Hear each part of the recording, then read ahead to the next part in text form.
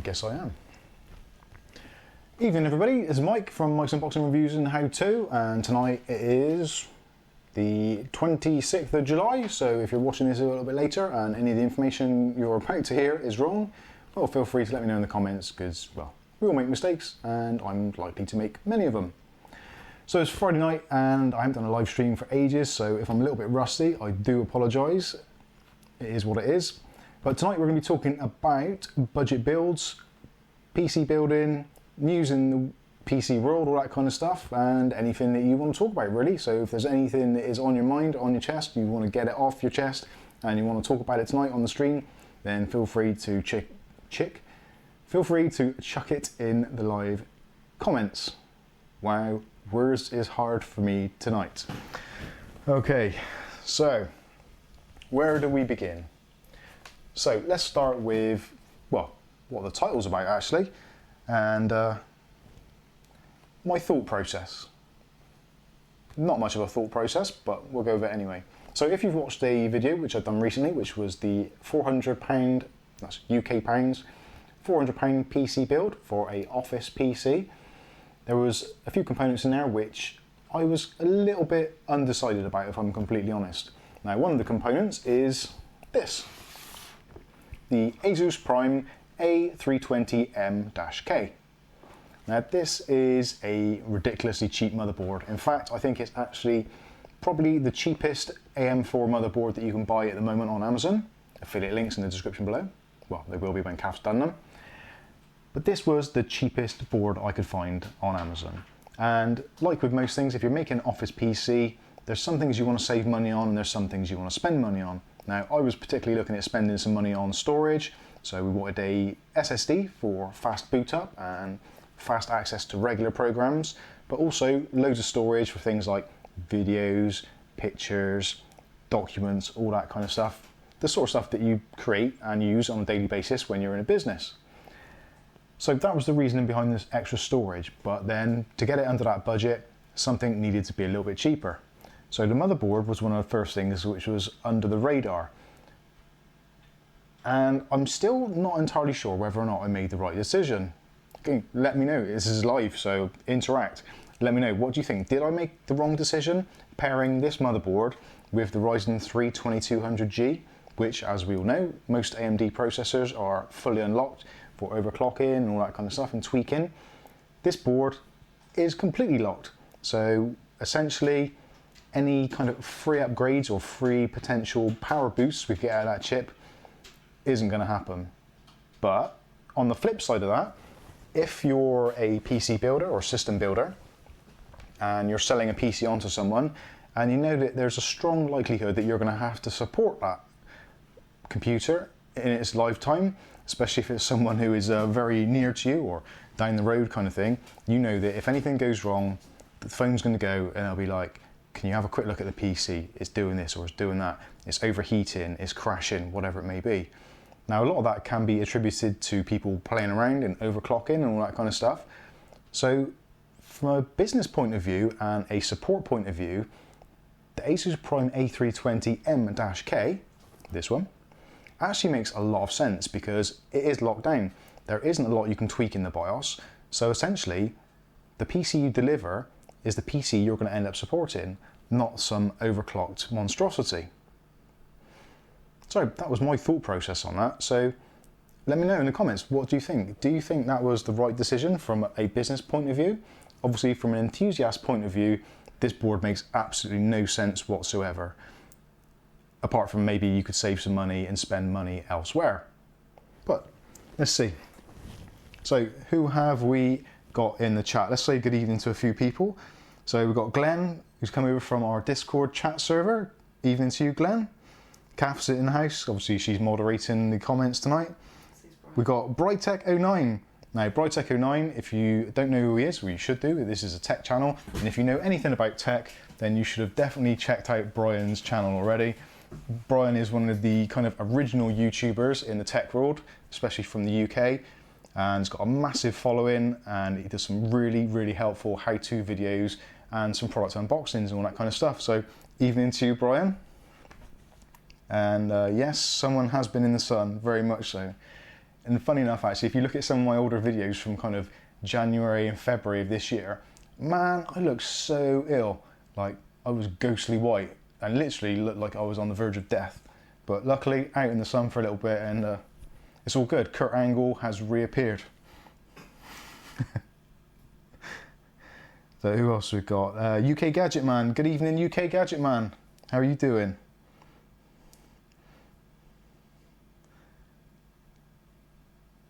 So, yeah, just having a quick look through the chat. So, yeah, Kath's put the link into this motherboard.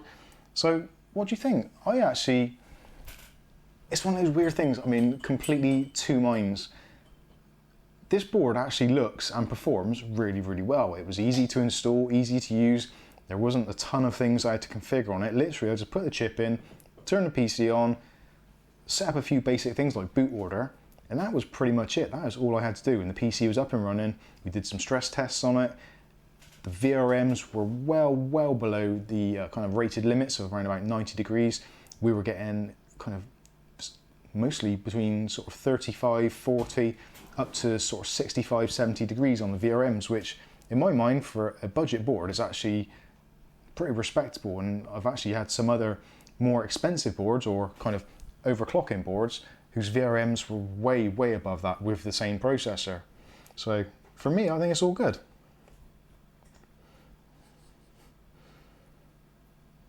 So moving on from the motherboard. So this is where the discussion goes. We were talking about this earlier on our Discord server, which Kath will probably put in the link, so if you want to join into that, you can do.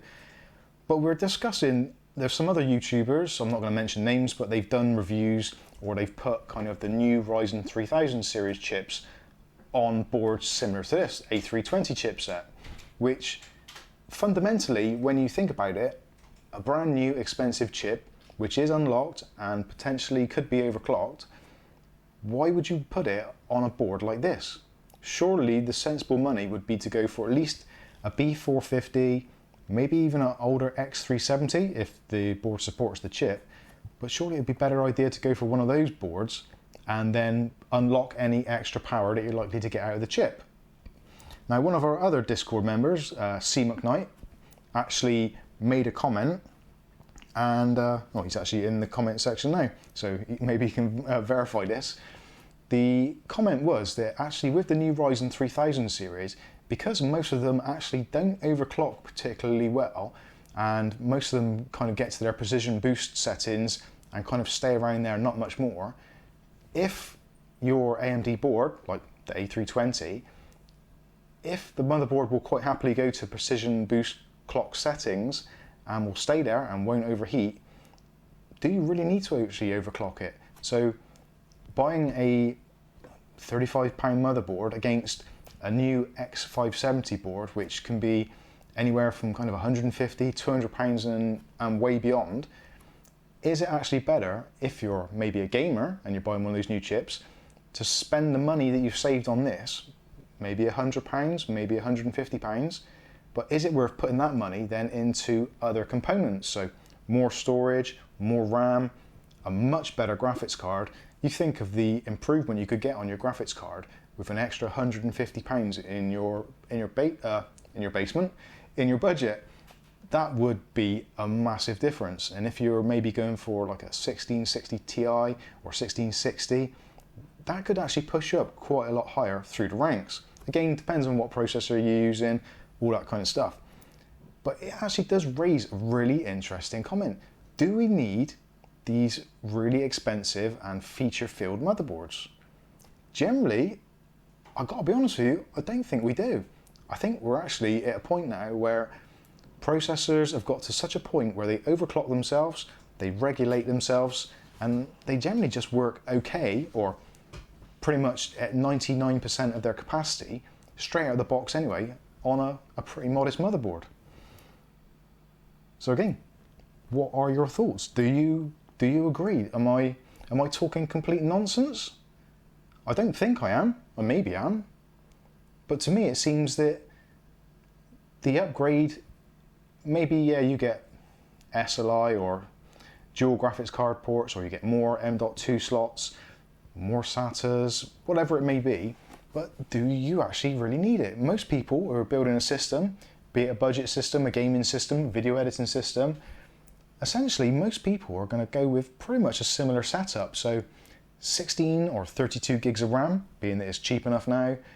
You're going to have your boot drive, which will be either an SSD or an NVMe drive, M.2, and probably a large storage drive, maybe a 2 terabyte or 4 terabyte kind of traditional mechanical drive.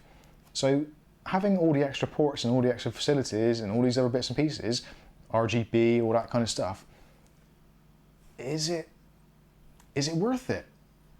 I generally don't think it is. So I'm going to quickly look at your comments now and see what your thoughts are. So Seaman Knight saying pretty much what we were talking about earlier, which I actually, the more I think about it, it actually does make a lot of sense. So the A320, get an A320 now, and then when the B550s or B650s or whatever they choose to call them, when they come out, it's actually a really good idea to just go cheap for now. You may even find then, if you go cheap on the lower end board and your system runs fine and you're getting the performance out of it, even if you're getting 99% or 95% of the kind of maximum performance out of your system, is it worth paying an extra £100, £150 or whatever just to gain another 5% in performance? To me, that seems absolutely ludicrous. Again, C. McKnight is... Sorry, I've just seen that. Glenn said, confirms Mike keeps his money in the basement. No, I keep it under the bed because one of the legs is a little bit broken, so those stacks of cash under the bed just levels it out nicely. It's a tip I got from Brian. Remix Island Music, good evening to you. That's actually a really good comment as well. Just buy a $15 more expensive B450. It will handle 3rd gen CPUs much better and it costs a similar amount. Now again, that is actually a comment that I made to C. McKnight earlier on the Discord, saying that after buying this, even though I was kind of sticking or trying to stick to that budget that I had set in mind, I actually wish that I'd have spent an extra 15 or 20 pounds in the UK, so it's about $15 in the US, maybe going for the MSI B450 HDV board, which is a B450 chipset. It's not got the greatest VRMs, it's not the greatest overclocker, but there is the possibility of a little bit of overclocking. Now, ideally in a perfect world, I would have loved to have gone for the B450 ASRock, the Pro 4 boards, but they're looking around about £80. So to go from what is less than £40 up to £80 just to gain a little bit of overclocking and maybe a bit of RGB, it seems mad. Double the price for essentially two features which the RGB I don't necessarily need, because most cases, like you can see in the one in the background, and if you watch the review of the GameMax Kamikaze Pro, it's got a built-in RGB controller, it's got a built-in fan controller, so I don't need those things on the board at all. So this ticks the boxes. It gets the system up and running and it keeps it below the budget. UK Gadget Man also said B450. Kath's just saying now that, was it Gadget Man UK? UK Gadget Man, that's close. Personally, for a little bit extra, I would have chosen the B450. And yeah, it is, again, that is pretty much what this live stream was about. What are your opinions? It's a really difficult thing to do because it's not a great deal extra money to get a slightly better board, but it's like with all things with PC. You spend a little bit more money, you get a little bit more performance, you get a few more options, all that kind of stuff. So I suppose it's what your expectations are. But I think actually, yeah, C. McKnight has pretty much summed it up. A320 now, and wait for the B550s and seeing what they're actually like. Although, saying that, where people are at the moment, or where motherboard manufacturers are at the moment, so at the moment there's been some kind of some shade being thrown between Zeus, Gigabyte, and I think it was MSI as well, and AMD are getting involved as well because Zeus are making all these wild accusations about their boards being the only boards that are really suitable for the X570 platform and all that kind of stuff, which seems a little bit kind of underhand really. But again, it's one of those things.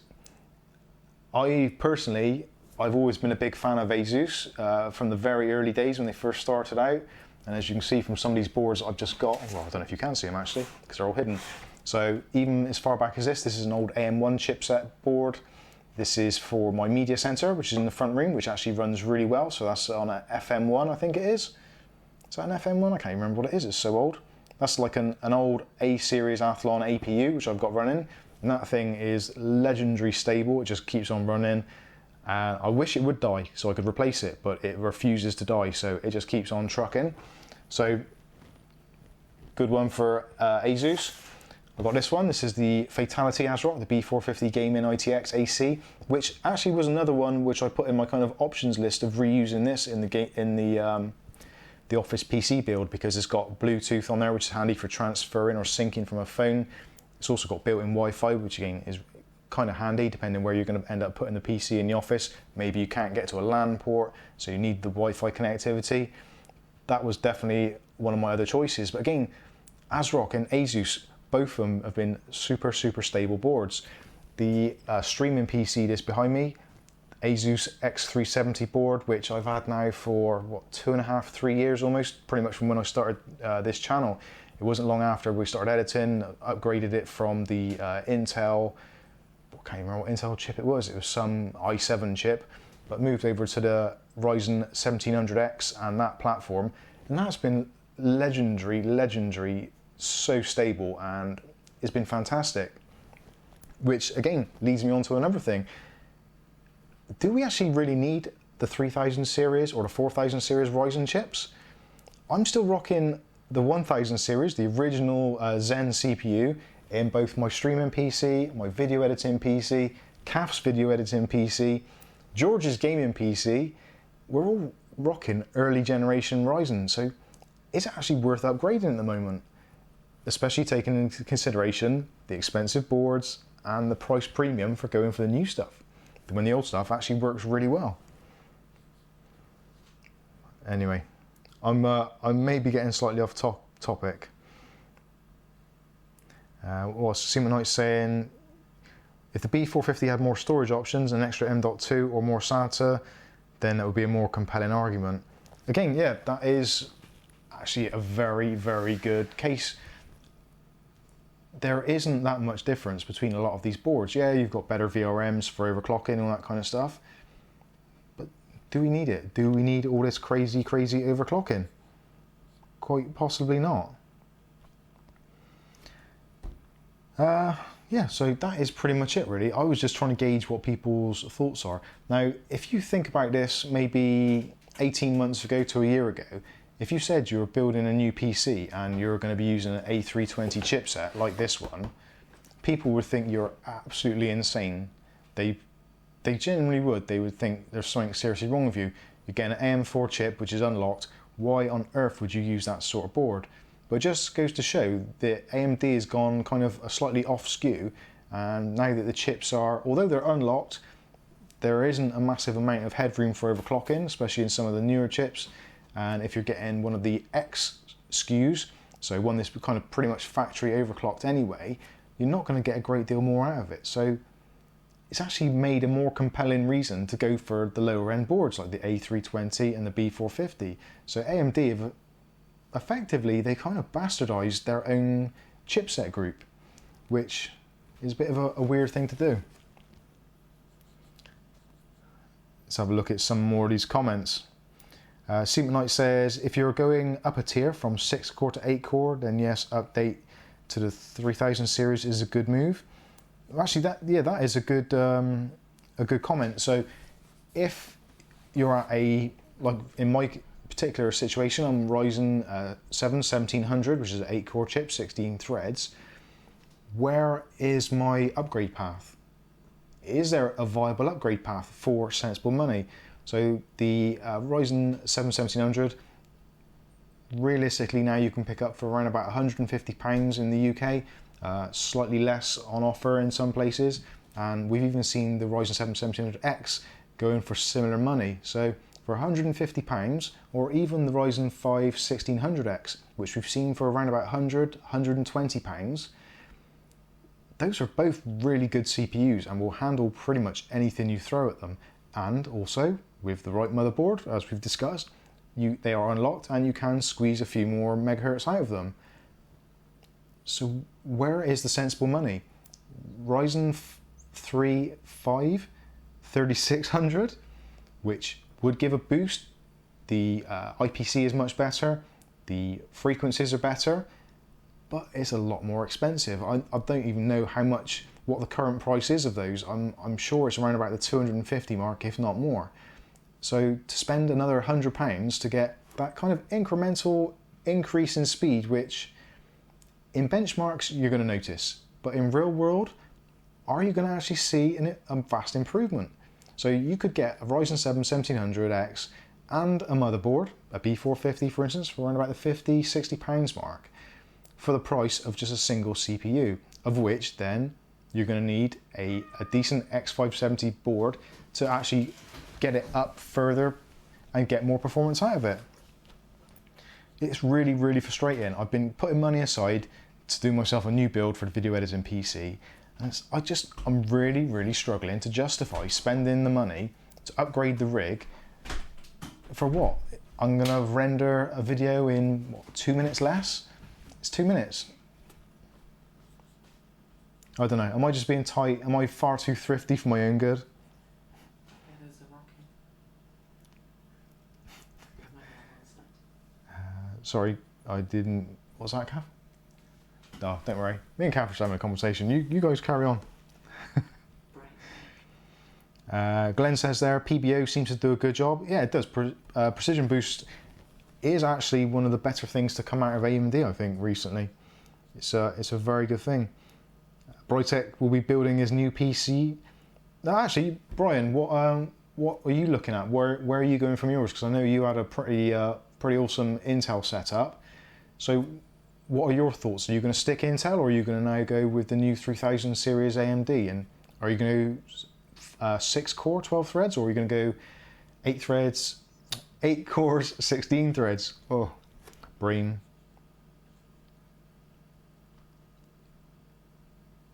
And hopefully if Brian does, so a Brytek's going Ryzen 9 or Ryzen 7, he's not messing about. Not messing about there at all.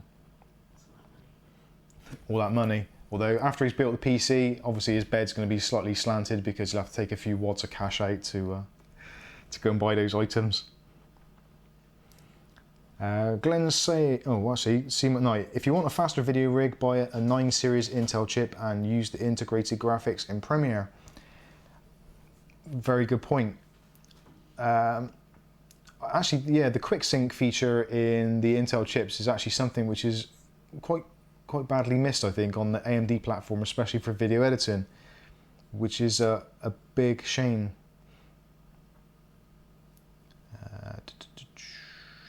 But well, you guys know what I'm like. I am tight. Let's not beat around the bush. I don't like spending money where I'm not going to see a tangible value, or I'm going to see some real world improvement for what I've spent, which is a normal thing, I think, for most people. Some people just got to have the latest and greatest whatever it is, and that's cool. I don't knock that at all, because if I had an endless supply of cash, or I had the money available, then I would definitely do that thing and I wouldn't even think twice about it. But being that the channel is what it is, and all my life I've been like it, I've always kind of looked at the pros and cons of things and tried to work out what is the best value for money option, or where's the best money spent, or the sensible money spent rather. So it's really difficult for me to just splurge on something knowing in my heart of hearts it's going against everything that I kind of strive to achieve, and hopefully that I try and pass on to you guys so you make a not necessarily a better buying decision, but a more informed decision. But that would be it's such a, oh man, I wish I had a time machine, because if I had a time machine I'd go out and buy a Ryzen 3000, splurge a load of money, do some video editing. If it didn't work out, it'd be right, so I'll just turn the clock back and go, right, that was a mistake, I won't do it again. But I don't have a time machine, although I do have an Amazon Prime account, which is very similar. So if things don't work out as planned, I can ship it all back to Amazon, but they might get a bit upset about that. I just noticed Brian's comment, tight, that is an understatement. It is, yeah, it's true. Do you know what, actually, I was getting grief earlier in the week because I wouldn't spend £2 on a coffee, which, no, I'm not going to even go down that route. £2 for a cup of coffee? You can buy a whole thing of Tesco bargain coffee for, what, a pound, and you make 50 cups of tea, coffee. Pints of money. Pints of ice. Yeah. HD Gamer, good evening to you, HT Gamer. For the office, an A320 chipset is perfect. Yeah, I kind of agree. I do kind of agree. I think that is the case. Remix Island Music, my 1200 bottlenecks my 580 in some cases, but not in others. Yeah, the Ryzen 3 1200, which I guess that's what you're talking about, is actually, at the moment, is a lot of chip for the money. They're kind of like around about the £50 mark, which really, if you think about it, a 4-core CPU, which is overclockable for £50 is pretty insane. And if you combine that with a half decent graphics card, 570, 580, maybe 1050 Ti, and a cheap ass board, you're going to get a lot of performance for your money. Things massively have improved for us as PC builders. And with the RAM prices coming down, the CPU prices coming down, the motherboard prices aren't really coming down and not dropping to the levels I would like to see, apart from like the A320 board, which was ridiculously cheap. But it is actually getting a lot cheaper. Good evening to iPad Pro, how you doing? And Harry, good evening to you. And I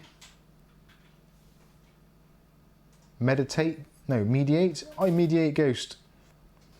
A new subscriber, and I like your content. Is there any chance I can buy a Ryzen 2200 PC build later in the new year that you made a video on 2 days ago?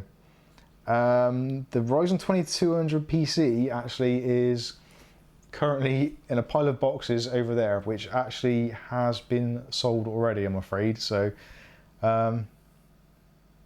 hey, we can get in contact on the Discord or something. We can sort something out, or better still, I can send you some links and you can get the stuff and you can build it yourself if that's something you feel you could do. I'm looking at all the abuse I'm getting there. This is great. Type from the man with the shiniest RAM on YouTube. I do have some pretty shiny RAM. And actually I've got some shinier RAM in the other PC, but you can't actually see inside of it. But it didn't cost me a great deal of money, so it's all good. Bright9 says, i5 plays games no problem. It does actually. The PC building is a weird thing. What is it you want to do? If you want to play games, high IPC, a reasonable core count, you don't need tons of cores. It isn't necessary. Games don't really utilize them. We're starting to see it a little bit more in some certain titles, but generally most of them, you don't need it. You really don't. And actually, Brian's made another comment there. I'm not sure that we need to upgrade as much as we do. And I think a lot of it is we're almost conditioned by the fact, like all of you that are watching this now, obviously you're people who watch and like content on YouTube, because mainstream TV is generally rubbish. So this is where you go because it's interesting to you, you like PCs, you like building, you like seeing what's about. And we're all like it, but then we see all these videos on a daily basis being churned out by all the big players, kind of like your Linuses, Tech Yes City, all those kinds of people, Jay's 2 cents obviously, I'm probably missing out loads of names, but you know, the kind of like the top tier YouTubers, obviously Brian as well, but they're all doing these build videos all the time, and every couple of days is overclock this, best performance in that, RTX 2080 supers and all this kind of stuff. And we're kind of just being bombarded by it all the time, and you kind of almost get to the point where you think, I should have that. They're telling me I should have that. It's a good thing. But then, are you running multiple 4K monitors at over 100 frames per second? Do you really need it? Chances are you don't. And chances are the rig that you're actually playing your games on now, you're playing your games fine with your Ryzen 5 1600s or whatever it may be, your older Intel chips. If you can play your games and you enjoy your games, then do you need to upgrade? It's nice to do it, but do you need to? I don't think you do. Harry's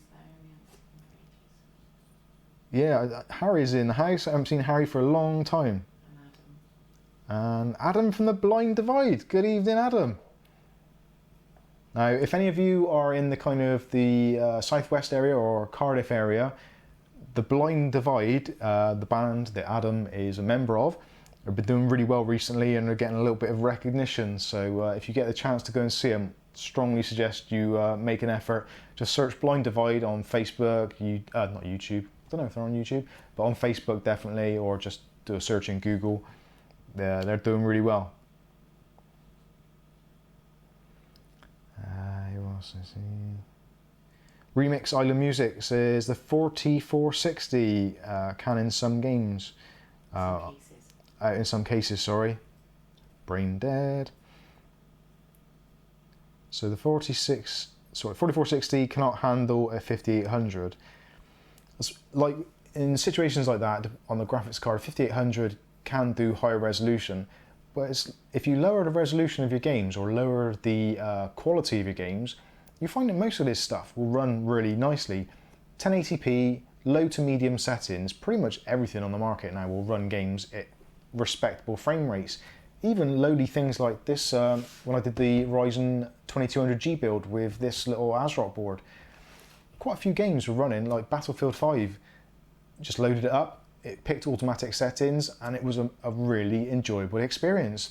It wasn't laggy, it wasn't choppy, it just played the game and it was an enjoyable experience. So even without a graphics card, the default settings that it wanted to play at, it was actually really well. It did good, did really good. Blood Money, good evening to you. Salut. I think that is the correct pronunciation there. iPad Pro is, Kath said I've got to go back up. iPad Pro. I got i5 4460 with a GTX 1050 actually. Plays PUBG fine, and if I lower settings, of course, but full HD. Yeah, that pretty much kind of backs up what I said. Kath said I've got to go back down. Up and down, up and down. I have no iPad Pro. This could be good. I have no clue what I'm doing really. Hey, welcome to the world. We're all like that. I just know how to build my own rig, and I need the cheapest parts I could get. And this build has lasted me, so never got any further. Hey, if it works for you, it's absolutely cool. C McKnight says even a 1600 or 1600X should be fine for the next couple of years. Yeah. And Brightech says pretty much the same kind of thing. I think if you have a 1700X or an 1800X, you don't need to upgrade. It's true, and actually I think it's more the fact that because I do this channel, I almost feel compelled to upgrade just so I can give you the kind of benefit of my experience to say, right, this is what I've done, I've upgraded from this to this is my experience. Was it a good experience? Was it a bad experience? All that kind of stuff. But I think if I was outside of this kind of weird bubble that I'm in, I probably wouldn't do it. And that's probably the reason why I held on to my i7 for so long. I can't even remember what i7 it was. I think it was a 4770 or 3770, something along those lines. And that thing just trucked on for ages. And it was only because I tried to edit some 4K video and it kind of just waved a flag and said, no, I'm not doing it. And that was part of the reason why I upgraded.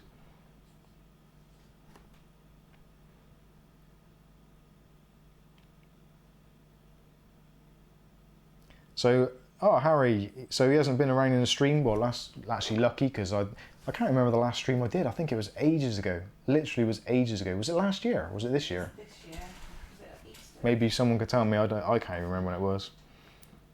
Harry's finished school. Well done, Harry. Enjoying some time off. Oh, time off. I vaguely remember that. Time off. What's that? Is that the bit when you go to sleep at night? Kevin from ClickTech UK is in the house. Now again, there's quite a few of the YouTubers that come into this channel every now and then, and also on the Discord. Kev from ClickTech UK, look him up on YouTube. It is obviously his name on there, ClickTech UK. Go and check out his stuff. He does some really, really good content actually. Very good content. He has got a slight kind of Midlands accent, so if you can get past that, it's absolutely fine. But if you can put up with Bristolian, then you'd be fine. I was going to try and do the Brummie accent, but I shouldn't do because that might be borderline racism. Adam from the Blind Divide says, my 2900X is almost 6 years old now. I love to upgrade, but it's just not much point.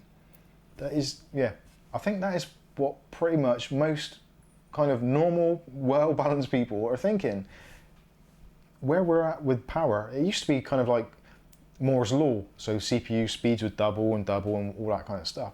But we got to around about the 2.5 to 3 gigahertz range, and that's been pretty much it. There's been these tiny, tiny little increments in speed. We're just, because of the way the silicon works, we're not going to get past that. So we've slowly kind of gone up to 4 gigahertz. Some chips have gone up to 5 gigahertz on the kind of the higher end from the Intel stuff. But actually, I'd be interested, of all of you that are watching at the moment, let me know, what is the speed of your CPU in megahertz or gigahertz? I'm not bothered. So let's see, who's got the fastest CPU in raw single core performance? Let me know. Come on, let's see it in the chat. Now I will start things running. My 1700X is a humble 3.4 stock, 3.7 on a turbo boost. So 3.7 is the speed to beat at the moment. Let's see who can get obscenely fast speeds. And overclock speeds are included. I don't mind. That's fine. 28th of April is our last live stream. Minky. 28th of April is our last live Oh, Kafta says the 28th of April was our last stream. So we used to do them every kind of weekend, but that kind of went a bit south. So we're not doing that. Kev's honoured for the shout out. Yeah, you're very welcome, mate. You're doing a fantastic job. And I'm definitely going to have to be watching you chomping at my heels. Glenn says, there's no point in upgrading until you have issues doing whatever it is you usually do. Which actually is completely, yeah, I totally 100% agree with that. Like I said, I was having problems before with my i7 video editing. It was getting a bit stuttery. And that's kind of where I am now a little bit. When I'm doing the video editing, most of my videos I film at 50 frames per second for the camera and any of the B-roll. So when you put 2 lots of 50 frames per second on the timeline, you've got 2 clips or maybe 3 clips.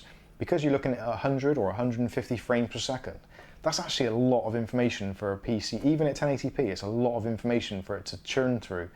So if I maybe drop to 4K resolution but 25 frames per second, I could maybe squeeze some more out of it, but yeah, we'll see. We will see. So remix. Oh, Jabant 1 with a 5820K at 4.8 gigahertz. That's pretty impressive. And Brian he's with the same, 4.6 gigahertz. Harry's with the overclock on his Ryzen 3 2200G at 3.9. That's pretty respectable. I think the 2200G is a real struggle actually to get to 4 gigahertz. Most people top out around about the 3.925 at a push, but 4 gigahertz on a Ryzen 3 is a pretty tough call.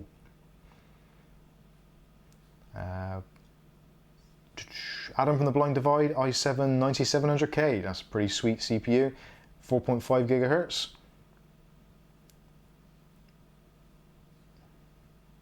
Old GPU, beast CPU.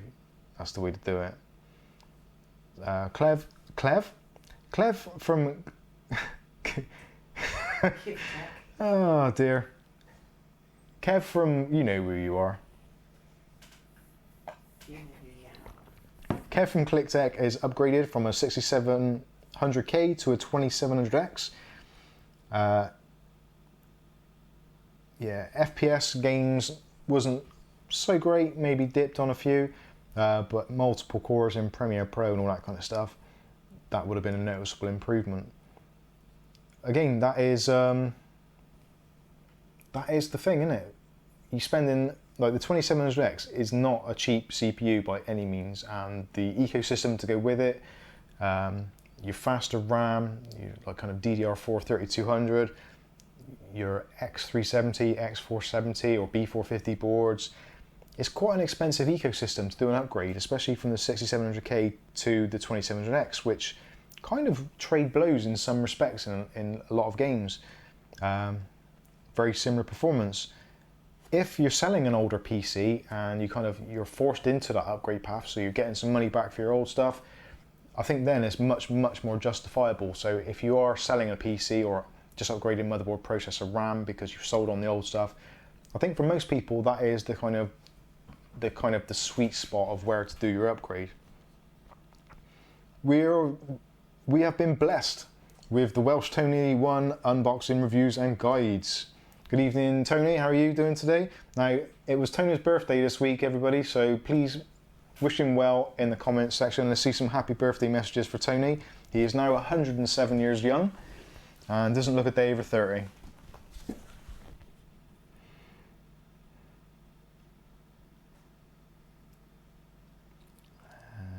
Someone's mentioned voltage. I can't see where it was. Yeah, actually, Tony's made a really good comment there, saying that if you're budget building or you're building on a budget, which is probably the same thing, for us in the UK, there's UK Hot Deals, which is really good. You can check that out. You've also got PC Part Picker, which is really good for picking up deals.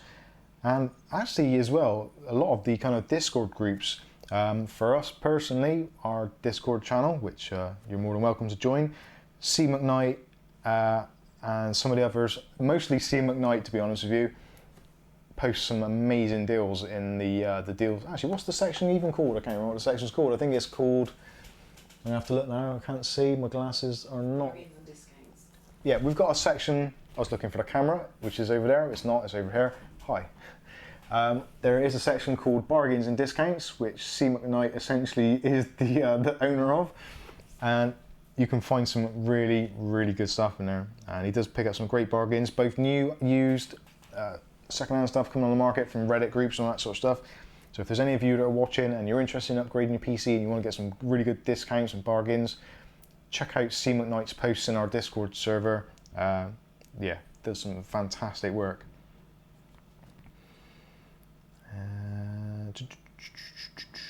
Harry, he started out on his Ryzen 3 1200 and was using 3.6 gigahertz with 1.2 volts. That's actually pretty good because I think the Ryzen 3 1200 is a 3.2 gigahertz stock speed, I think, if I remember rightly. You might have to correct me on that, but that's a pretty decent boost. ClickTech UK, what is in that mug? Well, I asked for tea. It kind of tastes like tea. That's actually French onion soup. But it might actually be French onion soup. I'm not entirely sure.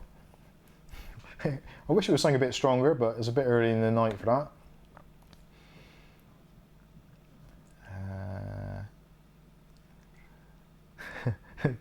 that. Sorry, Tony's put me right there. He is actually only 103, not 107, so my apologies there. Although he has just got his letter from the Queen, so that's all good.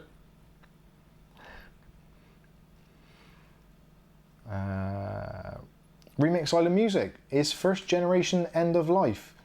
That's actually an interesting question. I don't know the answer to that. Maybe if anyone in the comments knows, post it up. I'm not too sure. Hopefully not. I think the Ryzen 5 1600 is still available and is still being produced.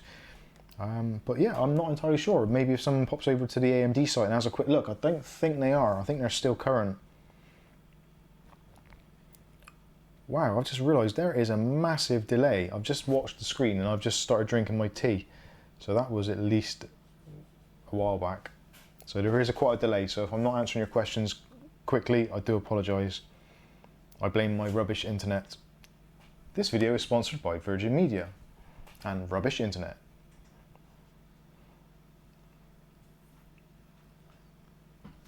Seaman Knight says Reddit is good for deals. It does actually. It's a shame Reddit's not got a more user-friendly interface. I've got to be honest with you, even though I do tech stuff and I do like tech stuff, I really struggle with Reddit's interface and for following threads. Maybe it's me, maybe I'm just stupid. That is potentially part of the problem. but I do find it difficult to track. And Twitter as well. Today I was trying to find a post from one of our regulars, Aletta, and she was doing something about some water cooling, some custom water cooling she's made. And I was trying to find the thread, and be damned if I could find that thread on Twitter. So, Aletta, if you're watching this video later on today, because you're in the US and time and all that sort of stuff, I apologise for not replying, but I can't find the damn post. I showed you.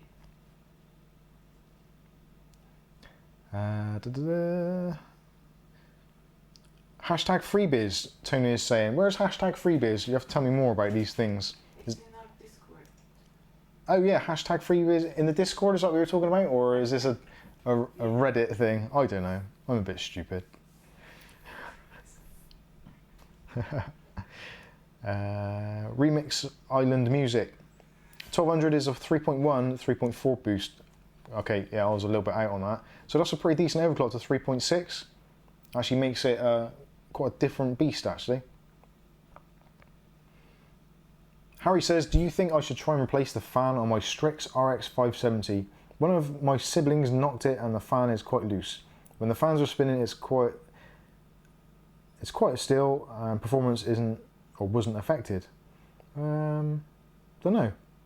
If it's still working okay and it's not noisy, then leave it. It's fine.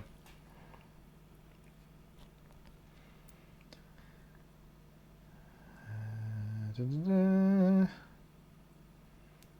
think the Ryzen 5 is still going. Upgrading to Ryzen 1600 very soon.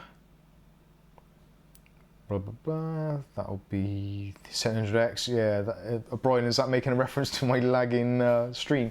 It is actually saying that. The PC behind me is the Ryzen 7 1700, just the stock one, and weirdly, the CPU percentage at the moment in OBS is only 1.7%. And the stream is at about 2700 kilobits per second, which isn't great. And I've only got 0.1% dropped frames, so I don't know what's going on. I really don't. Okay, the delays that is, yes, it is. Welsh Tony says, I struggle with Reddit too. It is, it's not as user-friendly as it could be. In Twitter I find the same. Facebook, for me, pretty much has got the ideal interface because it's actually kind of pretty simple to use and you can generally find most stuff. It's not too bad at all. LinkedIn is horrendous. I don't know. Does anybody actually use LinkedIn? Is that still a thing or not? It might be getting bigger. I don't know. LinkedIn essentially was originally for kind of businesses and then it became some other weird kind of social media thing. And I don't even know what it's meant to be now. I think it's owned by Microsoft now, so they're bound to screw it up. Although, talking of things that Microsoft haven't screwed up, I did watch a video of Brian's recently for the new Microsoft Edge browser, which is incorporating Chromium, which is, I think, still in beta at the moment. Can't remember if, yeah, I think it's still in beta at the moment. Maybe Brian can chip in and let us know there. Oh no.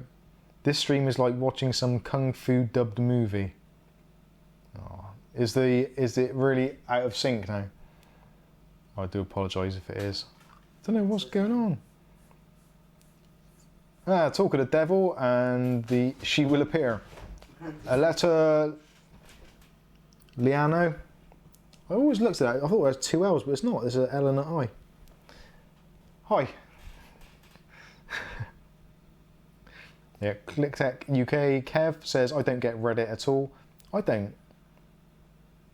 I really don't get it.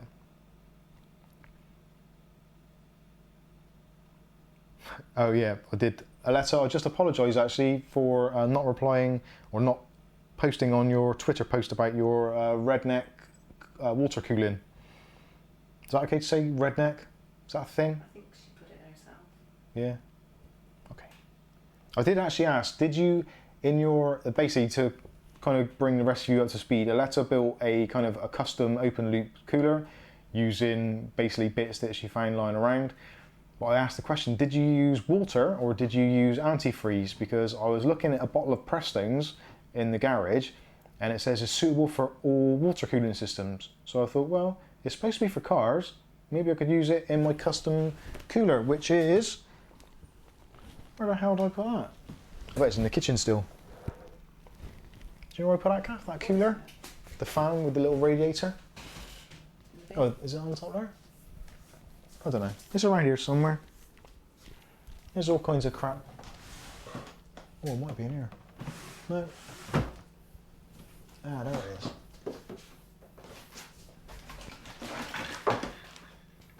There we go, that's what I was looking for. So ages and ages and ages ago, like back in the dawn of time, or pretty much when I started this channel, and Tony was only 101, I got this from Deepcool, and I've basically never used it, hardly at all. But I thought, well actually it would be a bit of a laugh if I took it apart and try and refill it. There is actually a refilling hole at the top. So I thought I would take it apart. I was going to change the pipe. That's the word I'm looking for, pipe. Like rubber, but pipe-like. I was going to change the pipes for clear pipes and put some coloured solution in. I don't think you're allowed to say coloured anymore. I was going to put some solution in here which had a tint to it. So I was going to do a rising build and then have clear pipes and then put red fluid in there to make it look like a Team Red build. But the idea went and I didn't do it. But I did take it apart and I emptied out all the fluid and it was kind of like a greeny brown colour. I think some of it just come out then actually. But yeah, I want to know, can I put antifreeze in this or will it kill things? If anyone else has got any experience of putting antifreeze into their open loop cooler or loop cooler, let me know. Tubing, someone, yeah, tubing, that's the word I was looking for. Thank you, C McKnight. You're my hero. UK Gadget Man, just to go back on that, would you recommend go for the Ryzen 7 2700 or the new Ryzen 5 3600? I can't decide on my forthcoming build. Well, we actually did discuss this a while back on the Discord, and there was some kind of comments that the Ryzen 5 3600 actually pretty much trades blows with the Ryzen 7 2700X and the 2700. Again, video editing and stuff like that, there is little sways, but generally in gaming and stuff like that, in general use, the Ryzen 5 3600 is actually probably the better chip to go for. Again, balancing act of the money, how much it costs. I don't even know how much that costs at the moment. I'll have to look it up, but between the two, I think they're probably a very similar price and very similar performance. So if they are a similar price, I would go with the newer one just so you get the extra features out of it. Boasting again. Sorry? Tony's boasting. Tony's boasting about his hose. About his body. Oh, is he? Seema Knight says, put the AIO on a GPU mic. And Glenn says, some antifreeze may be a bit harsh. Okay. Alexa did 50-50. Alexa did 50-50. Well, I can't see where that is. So I can't see the comments on here now. Oh yeah, I used antifreeze 50-50 mix. Well, that's cool, because that's what the press stain is in the bottle. And I don't know, because you've only done it very recently, but Alexa, did you actually notice any improvement with your custom water cooling? Did it actually bring temps down, and did they stay down, or did it eventually get to that kind of thermal maximum where they all eventually get anyway after a long enough amount of time? Kath's over there smiling her ass off, so I don't know what's going on in the comments. I'm going to have to check it out. It's Tony. But going back to what C McKnight said, I was considering, because remember a while back I had the, well, yeah, it's the same one in there, the RX 580 that had the power color with the ridiculous fan noise. I was looking to see if there's some way that I can fabricate something to make that stay on there, but also keep all the VRMs cool and all that kind of stuff. And I thought it might be a little bit too ghetto, but it's still potentially, it could possibly still happen. HD Gamer says it goes to 4250 with precision boost overclock, 4 gigs without it. Not that much more power, 100 watts to 128 watts. 128 watts though, that's a lot of wattage for a CPU. That is some toasty stuff. ClickTech UK Kev says, didn't Jay's 2 cents try antifreeze in a cooler? Do you know what? I think he did. He did some other weird stuff as well, like milk and apple juice and stuff like that. So I zoned out a little bit, so I probably missed what the actual outcome was. I think antifreeze generally is okay as long as you don't mix aluminium and copper in the same setup, I think, because the way the metals react. I could be wrong. I might have dreamt that. It is possible. That's Tony's comment below click text. I'm trying to find Welsh Tony. Oh, I just noticed it. That's what he Welsh Tony says, I need an AIO on my body. It's that hot. And I said he's boasting. Tony is boasting. Although it is very, very warm here in the United Kingdom at the moment.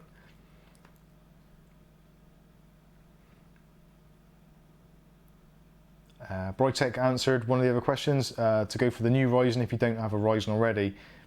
Yeah, I think that completely makes sense. If you're not on a Ryzen platform already and you're looking to go into it, I would probably buy the current crop, the Ryzen 3000 series. Bang for buck, really. It's kind of negligible. You do pay that slight premium for the kind of like the new shiny stuff, but I think you do actually get a little bit of what your money's worth.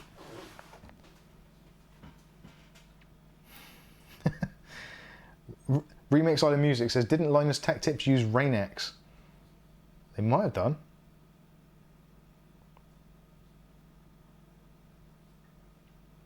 Alexa says, the temps were good and I used a large radiator. Yeah, did I see you say the radiator was from a Honda or something? Or was that the pump? My memory's not as good as it used to be because I'm approaching Tony's age now.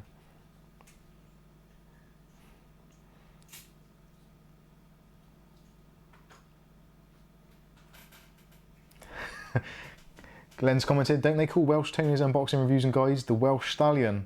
They quite possibly do.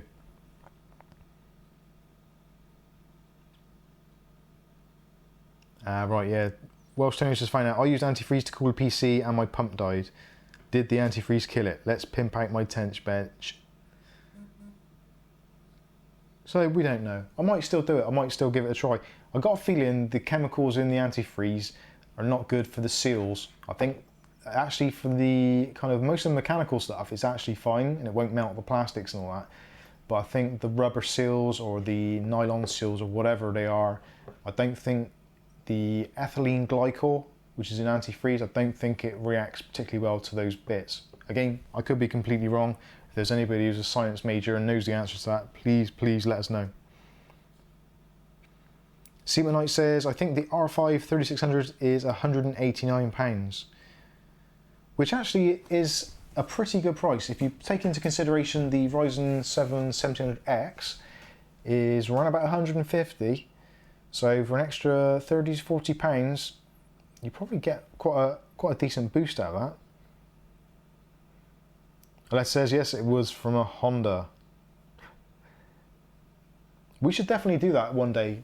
Us UK YouTubers, myself, Brian, Tony, Kevin, we should definitely do a scrapyard challenge, but with the whole thing of being definitely, we build a PC in a scrapyard, a car scrapyard. So we take with us a chassis and a few components, but the cooling system we have to make up completely out of what is available in a scrapyard. That could be interesting.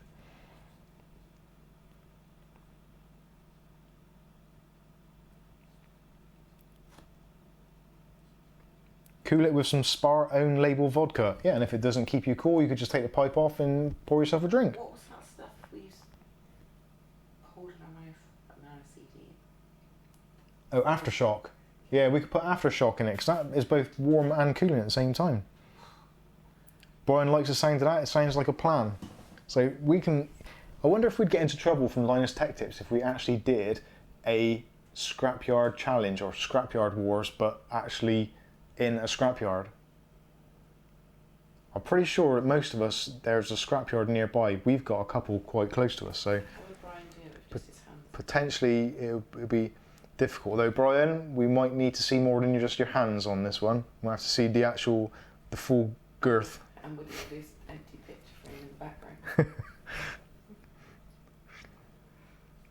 Alexa says vodka keeps me cool. And Britex retracted a message, so I don't know what that would have been. I think that would be a good idea, actually. What do you think? Do you think trying to create a custom water cooling solution in an actual scrapyard is a viable idea? I don't know. I think you'd have to be pretty friendly with the people who own the scrapyard, or take your own AC power. There's lots of messages retracted there. Aletta likes the idea of it. It sounds like fun. Well, you've already beaten us to it partially by already creating your own custom loop. iPad Pro, could you take a system from a freezer? Now, that kind of has worked the other way. Linus actually did a video where he put a PC into a refrigerator, which kind of worked in this similar kind of way. It's not ideal.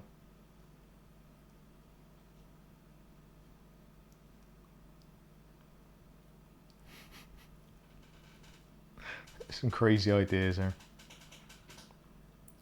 Tony's just done some research, just had a look, and it seems safe to use antifreeze. Right, we'll take that off the list of things that... Actually, that's one thing I would like to do. Wonder if there would be enough actual thermal volume in the liquid inside of AIO to be any measurable difference between the water they put in here, distilled water I guess it probably is, and using antifreeze, and whether or not it would drop any temperature at all, or whether it would transfer the heat any better. That might be worth doing. We might have to have a look at that. There's another question. Is the i7 3770 still hold up when paired with a GTX 1060? Yeah, I don't see any reason why not. I suppose if it depends which 1060 it is. If it's a 3 gig, then yeah, definitely. If it's a 6 gig, they're a little bit more powerful, so you might find it struggling. But again, generally in most games, it should be fine.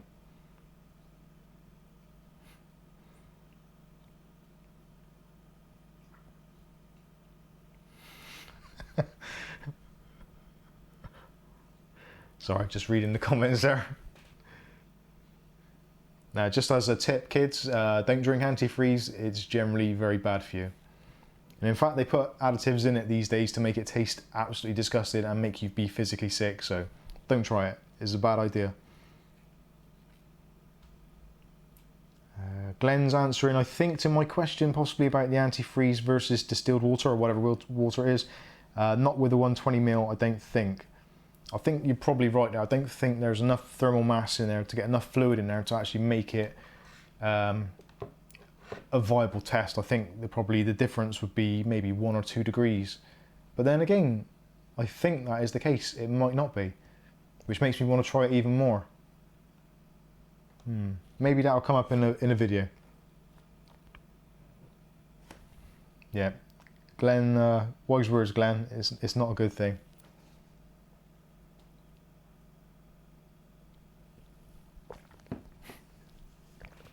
Oh dear, I'm going to choke now. No harm in trying. No, I think the more I think about it, the more I want to try it. But I don't know whether it would make for an interesting video, which is the whole point of trying it. If I was just bored on my own, I think I probably would have a go at it. But to actually try and make it into some kind of interesting content is quite a tricky thing to do. So maybe I'll leave that to you lot.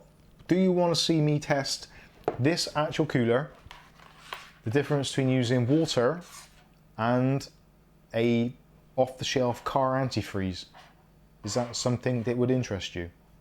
We can try it. I'll have to make up some kind of test bench to make it so that all the temperatures are the same and all that kind of stuff, because I think personally it's maybe going to be 1 or 2 degrees, maybe slightly more, but I can't see it being that much different. Purely because the way that fluids work with heat, maybe over a longer time and getting up to higher temperatures, because antifreeze is designed to keep water at a temperature below kind of boiling, hence why it's a coolant in a car. And most setups aren't going to get above probably 55 to 65 degrees unless they're under an extreme load. So I don't think it's actually going to push the antifreeze hard enough to actually make it become a coolant, if that makes any sense.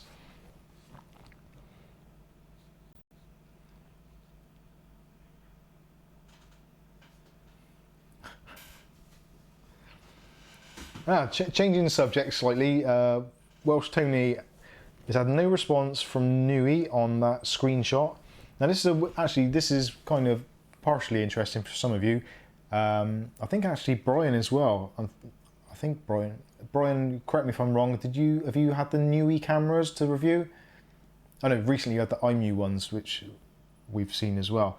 But the ClickTech Kev, myself, and Welsh Tony all reviewed the Nui cam. Now it seems to be some reason at the moment the camera, when you're setting it up on the phone, actually wants to have access to make calls, which actually to me immediately when I saw it, that made alarm bells ring and phones ring.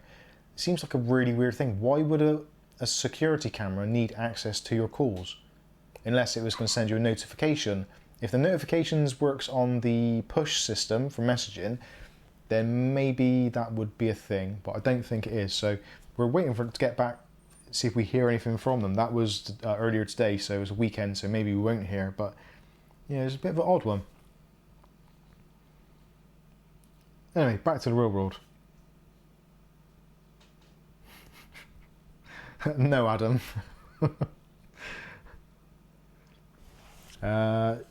Jose Castaneda. I don't know if I pronounced that right, I probably haven't. Any tips on building a PC? I'm building my first. I'm planning to buy a Ryzen 5 3600 and a Radeon 5700. That's a pretty sweet setup there. Any tips? Take it slow. Watch loads and loads of videos on YouTube on how to do things. Try and amalgamate all the information from the various videos into something that makes sense for you. It's not a difficult task as long as you go through it in a slow, steady, methodical way and are careful. But it depends. If you're a little bit heavy-handed, then you can get into all sorts of trouble. So if the money you're spending on your stuff isn't disposable income, then if you're in any way unsure about the DIY side of it, give it to someone who has built PCs before, or at least build it with them and let them show you what to do and to help you through any mistakes or problems or any questions you might have. Because you can waste a ton of money on blowing up a CPU or plugging something in wrong. Generally it's pretty straightforward and there's not a lot that can go wrong, but having said that, mistakes can happen and that's going to be a pretty costly mistake if you do make one. Going back to the cameras thing, yeah, Kevin said he's got one, Brian says it's very bad, Glenn says yeah, that is a red flag.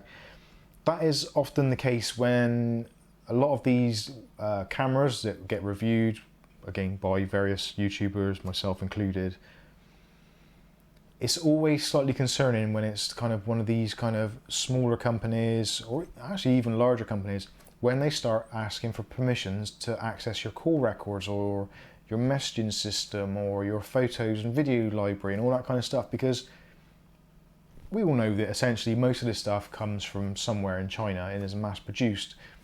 You never are entirely 100% sure what is going on in the background.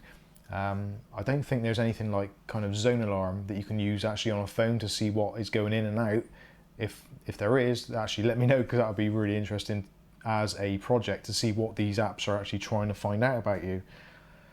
But that is where things like your Hive system, the Google system, the Nest system, all that kind of stuff, the more expensive cameras and the more kind of well-known brands arguably are going to be more trustworthy. Now don't get me wrong, if you're watching this video or you've heard any of this content, I'm not saying for any minute that your system is bad or is in any way kind of trying to gain access to stuff it shouldn't. It's probably just one of those things where it's a program which has been transferred across and it's got that setting in it and it's just carried it across. I hope that's the reason behind it. I don't think there's any need for them to access your call logs or your calling system. But again, we will find out and maybe we'll address it in a later video. Aletta is building 3 PCs next week, and one of them is mine. Not mine, but hers. But you know what I mean. 3 PCs? Wow.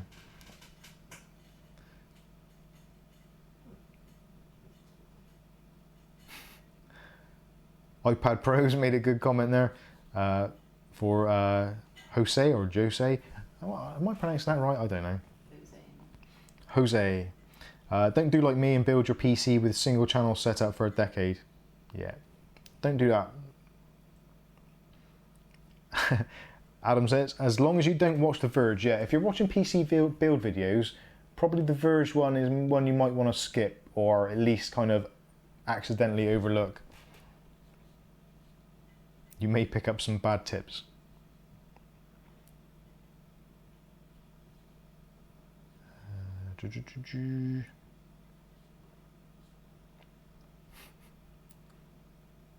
Brightech says, photo and video access has to be let in to receive footage. Yeah, that's right actually, and also to view it and to create it. So if you take a snapshot of the camera, all that kind of stuff, going back to the video cameras. No, actually, that's another question for the PC people actually in here who aren't into the technology stuff like home automation and camera stuff, which obviously we do on the channel as well. We do kind of computer stuff, we do camera stuff, we do security, home automation, all that sort of stuff. But as a PC user's point of view, would you like to have a camera which you can access through your PC? So a security camera or an outside camera that you can actually go to like a web browser and or maybe an app on your PC and look at the footage. Would you be interested in that sort of thing, or is it not interest you in the slightest and just no interest, don't care if it's on an app or PC or whatever? Because that is something that I've often wanted. A lot of these cameras come with apps, but then you can't run the app on a PC. So the most likely place you're going to be for a lot of people is sat in front of your PC. It would be really nice to view the camera footage or the surveillance or whatever live on your PC. Anyway, I'm digressing. I'll shut up.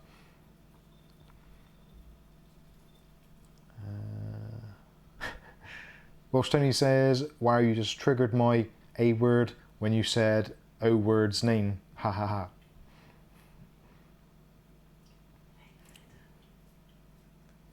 Hey Aletta, turn off the lights. Don't know if that's going to work. Tony may have been plummeted into darkness now. Another question there, is the GTX 1650 overrated and overshadow? Yeah, the GTX 1650 wasn't a great card, I don't think. It was kind of at the wrong time with the wrong price. Go up to. Go up to, which one's that? It's Brightech. What have I missed? Right. Oh, what took Tony so long to choose his PC, it's now old hat. Actually, Tony's PC is still nearer to mine.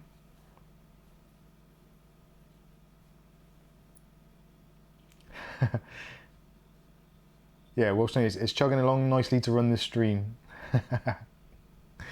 It's very true. River Island Music says, doesn't interest me, so no interest in a Wi-Fi cam. Yeah, wouldn't care to have a camera on my PC. A letter. That's probably, I think a lot of people are in the same position where most people wouldn't want a camera on their computer or on their laptop looking at them. I think she's taken it wrong. It's a really weird thing. I think she's mistaken what you mean.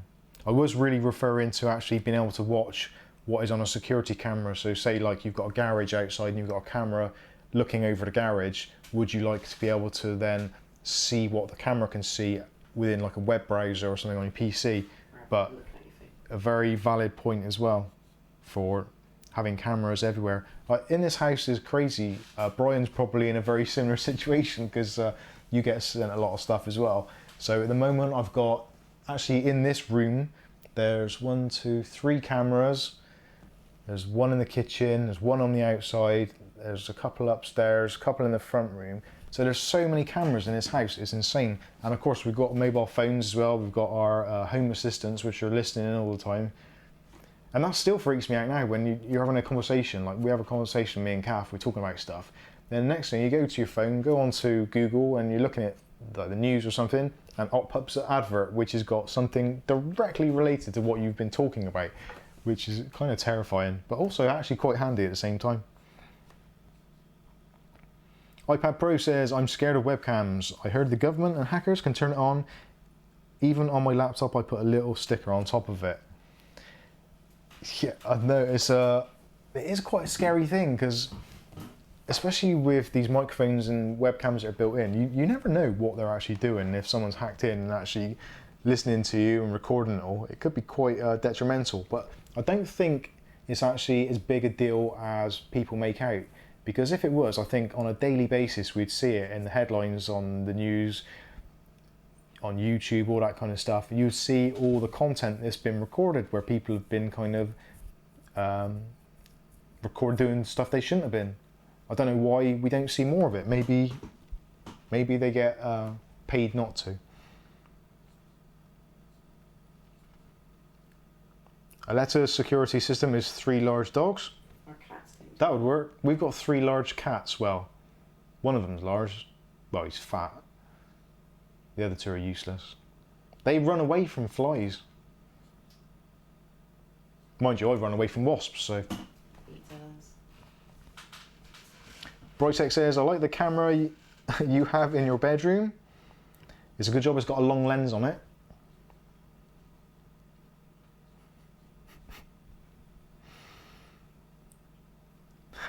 iPad Pro, that's so creepy, I'd be so paranoid, and then I've never even considered the microphone. That's it. Look at you all now watching this. Pretty much, I would guarantee almost every single one of you has a microphone of some sort plugged into your PC, laptop. If you're watching on a mobile device, obviously you've got a microphone on it. What can you do?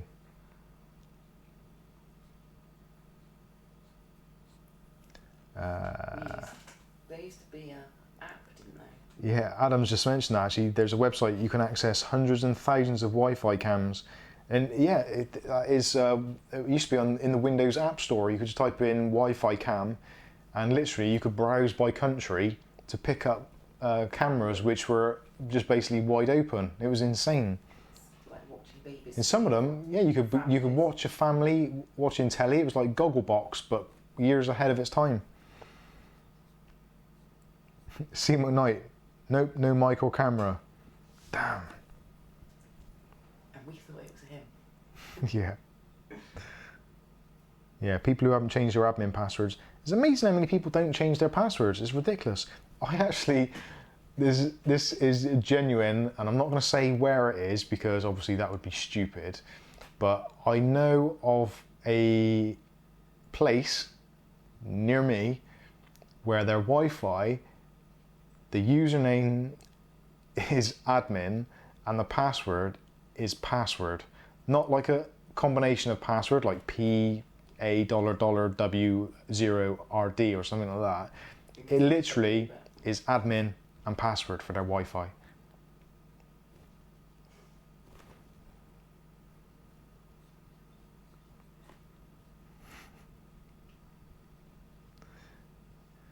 Yeah, see, Tony's got the right idea. I've changed my password, ABC123.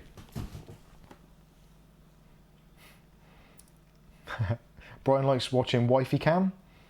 You spelled it wrong, it's got an E. W-I-F-E-Y. Wifey. Remix, I got the t-shirt. Yeah, Kath's got a t-shirt actually. Remix Island Music, my laptop password was 1234 for a while. Well, at least you're not going to forget it.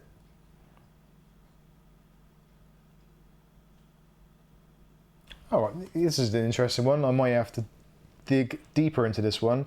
So a letter saying, back to PCs, I'm buying the Ryzen 1200 instead of the 3600 because I don't like the light BIOS. It is ugly. Now, you'll have to excuse my ignorance there, but I do not... What is the light BIOS? Have I missed something there? Possibly. iPad Pro, that's classic. Look at its username. iPad Pro. Disables all mics confined, looks at iPad. How do I turn this one off? Scratch his head. Good evening, Reese555. How are you doing? And C McKnight has countered Aletta's comment with, I have the 2700, and if I had the choice, I would have the 3600, as I don't use the BIOS as much as I use the CPU. Oh, the 2700 and the 3600 are going to fight it out for their place in Aletta's heart. Swap. What's that? Can't they just swap? Yeah. Yeah, do a swap. Do a long distance transfer. Send it across. You can send RAM over the internet, it's a thing, I've seen it.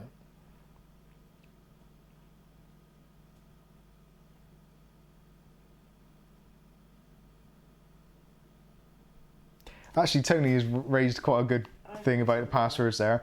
So, yeah, I don't get how a PIN number can be more secure than a password. Now, obviously, if the password is a stupid one, like password, then yeah, understandable. But a PIN is actually really difficult to do. Can't you incorporate a PIN in your password? Yeah, that's true. Yeah, you could incorporate a PIN into your password, but yeah, I don't see how a sequence of numbers can have more variables than letters. And they're easier. Because there's 26, well, depending on what country and where you are, there's like 26 versions of each thing. Whereas with numbers, there's 9. Or 10 technically. No, 9 isn't it? Because you can't have 0, 1, 2, 3, 4, 5. 10. Yeah, 10. Quick math lesson for you there. So yeah, what is... But it's also more on the 26 because you've got caps. Oh yeah, yeah, that's true. Yeah, yeah. Kath is completely right as per usual. Even though she's blonde, she has come up with a great thing. So if you're using words, you've got uppercase and lowercase. So surely there's more options to have for a password than there is a PIN number. Or is Microsoft trying to lull you into a false sense of security to gain all your passwords?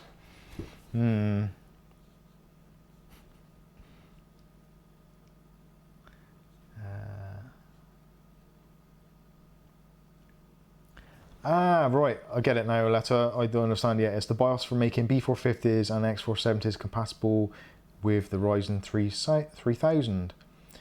But isn't the light BIOS... Yeah, I kind of get that because there's only a certain amount of room on the ROM, so you have to remove some things of it. Some of it being obviously graphics and stuff like that, but mostly it's microcode for older CPUs and APUs and that kind of thing. But yeah, I kind of get it.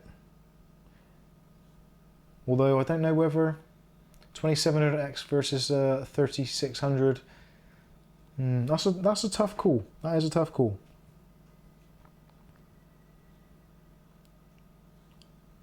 Yeah, Aletta, it does do some serious overclocking, so the BIOS is going to be pretty important.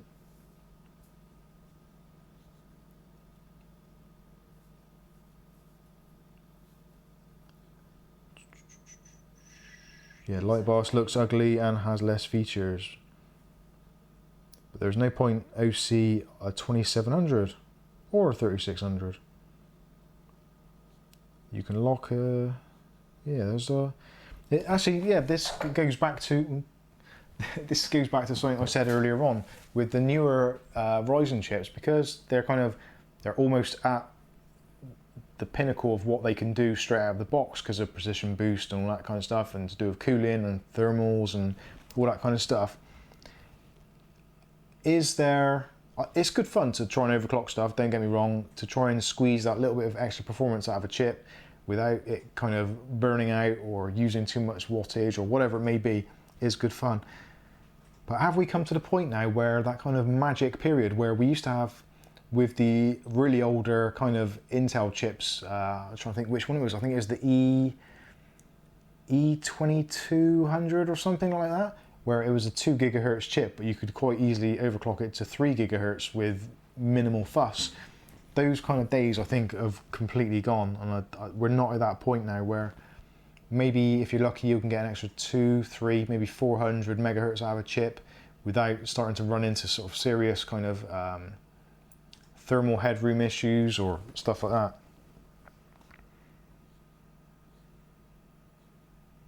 I don't know. Yeah, Letta's essentially kind of said the same thing. The new Ryzens have very little headroom for overclocking. The 27s will be much more fun, and arguably it's going to be cheaper as well. I'm not too sure how much, but anyway. So I think that pretty much wraps up all the things that to go through tonight. Really, it was supposed to be about these kind of budget boards, but it's kind of spiraled into a slightly different beast, as it generally does here. So that, I think, is going to wrap up unless there's any other quick questions, but essentially, thanks to everyone who's joined tonight. So we've got Adam, Aletta, Welsh Tony, Remix Island Music, Brytech, Welsh Kev's Click Tech unboxing, Welsh Tony and Kev, Click Tech obviously, and anyone else's name that I've forgotten, well, I do apologise. Reese555, obviously iPad Pro, Adam Blind Divide, yeah, and all the others that have joined us in tonight. Thank you very much for joining us. If you've liked this presentation, that sounds good. Yeah, if you've liked this presentation, don't hit oh dear, words is hard. If you've enjoyed this video presentation, please consider pressing the like button and subscribing for more content like this. If you're fed up of seeing a slightly overweight Englishman with no hair, then you know what to do. But otherwise, this is fun. We're going to try and do the live streams more often now. We're trying to get more settled into what we're doing. We've had a few kind of bumps in the road as we've been going along, but we're still trying to make content on an almost daily basis. So look on your notifications for daily content. And actually, that is something, quickly before we do go, that is something that we are trying to address. Now, we have realised recently that some of the content we have been uploading hasn't been as well received as others, which you can't please everybody all the time. Totally understand that. But we are looking at what has worked for us and what hasn't worked for us, and we will be making some changes. So some of the things that haven't worked in recent times have been some of the unboxings we've done on some of the slightly more obscure things. So there may not be quite as many unboxings for the kind of, maybe the home automation and the webcams and all that kind of stuff. So we might try and steer away from those a little bit more than what we have done. And we're going to try and concentrate more on PC builds, this kind of stuff. We're also going to be doing more how-to videos because they seem to be getting a pretty good response, trying to help people keep their PCs running faster, longer, stronger, better, and all that kind of stuff. So we're going to be doing what we can, but definitely we are taking into consideration what you guys like and what you don't like. There's no point in us putting out videos which people don't like or don't want to watch, and we want to try and keep our core viewers, which is you lot. We want to keep you happy and keep you coming back for more and enjoying what we do. So on that is it. We're out of here. Thank you all for watching, and we will see you in the next one. Have a great night. I always hate this bit when I've got to look around to stop the stream. I need one of those Elgatos. Anyway, night all.